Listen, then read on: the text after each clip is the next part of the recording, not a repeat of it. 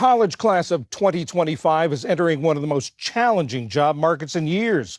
The first 3 months of the year, the unemployment rate for recent college grads jumped to 5.8%. One of the challenges they're facing is artificial intelligence, which is increasingly doing tasks that used to be assigned to entry-level workers. Anish Raman is Chief Economic Opportunity Officer at LinkedIn. He wrote a New York Times op-ed headlined, "I see the bottom rung of the career ladder breaking." Anish, what do you mean by that? The bottom rung of the career ladder breaking? I wrote this piece because entry-level jobs, that first rung on the career ladder, are breaking down a bit. And I think we all should be talking about that more. What we're seeing right now for new grads is sort of this perfect storm between the uncertainty in the macro environment and the disruption we are starting to see play out more and more day by day from AI taking on more tasks of entry level work.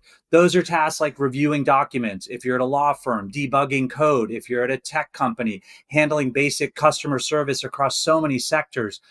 Those tasks are going to AI. And so together that with the macro uncertainty is creating, as you said, one of the most challenging job markets for young people in decades. Are there consequences of someone who has a hard time trying to find that first job in their chosen field? Huge consequences. I mean, all of us who aren't in our first job now can go back to our first job and think about the lessons you learned, the mentorship you gained, just being able to understand how work worked at the place you were at and how you could think about what that next job was. We also know in terms of economic mobility that the effects of a stalled out career at the start can last for decades, lower lifetime earnings, but also companies, as long as they're going to need humans leading these companies in the future, they're going to risk losing that pipeline if they don't reimagine entry-level work, increase the value of the tasks that entry-levels or workers are doing, and help them on a new journey, a new career path. Reimagining entry-level work. Talk about that. How can entry-level work be fixed? Yeah, we talked about a couple of examples in the piece. KPMG is now giving new grads higher level tax work that used to go to people that had, I think, 2 or 3 years worth of experience because AI is handling a lot of the grunt work. McFarland's, this law firm in the UK, they're training early career lawyers on complex contract interpretation, not just basic document review. If you think about it, a lot of entry level jobs are basic jobs with basic tasks. All we need to do on the employer side is up-level the tasks that we give entry-level workers and be more deliberately appreciative of the know-how they bring. This generation is incredibly resilient and adaptive. They know AI tools and technology better than probably any other generation. Educators also have to adapt. And so we also talk about American University, the business school in DC, but also community colleges across the country who are helping students learn more and more AI fluency, AI proficiency. And that just basically means, what are these AI tools? How do they help me do the job I'm doing? And what does it mean for the sort of up-leveling of that job?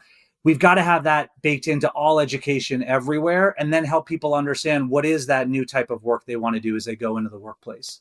What's your advice to members of the class of 25 who are looking for their first jobs now?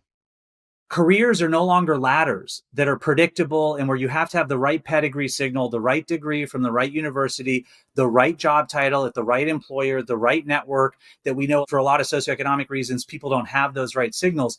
That's no longer the path up. The path up is more like a climbing wall. 70% of the skills for the average job, according to our data, will have changed by 2030. So you don't need to have a 5 or 10-year plan. You just need to have a today plan. And you're going to have, according to our data, twice as many jobs than professionals did 15 years ago. So there's only one thing: be a learn-it-all. Become really fluent in AI and the tools, and become really fluent in yourself, your story of self professionally. What are the skills that you have that you want to hone that the world needs? What's the curiosity that's going to drive expertise, that's going to increase the value of the work you do? And so someone who can't get a job in their chosen field shouldn't worry. They shouldn't think, well, I'm not going to get what I want. Well, I know it's never helpful to say don't worry when you're worried about not having a job. And so, for all sorts of just economic dignity, agency reasons, people need a paycheck, they need a job. So you got to find that job. And all of that is starting to change. People can use AI tools to help find the job that's a better fit, to help explain their fit better. We know that recruiters are increasingly filtering for things like skills, not just those pedigree signals. So just figure out how each day you're learning more, you're growing more, and you're going to learn and grow in part by trying to get a job that you don't get and figuring out why, trying to go for a job you wouldn't have gone for otherwise, in terms of a career or a sector that you wouldn't have thought is one that you want to be in. You're going to learn a lot through your failures. And so you just get accustomed to that as you go through this. Hello, everyone. Happy 4th of July. I was playing around with my school, Swarm School, which is going to be about how to build agents with Copilot Studio within the Microsoft ecosystem. So, great video from PBS, which is something I don't think I've ever said. Sometimes we just need to step back and say, I think you guys are doing the right thing.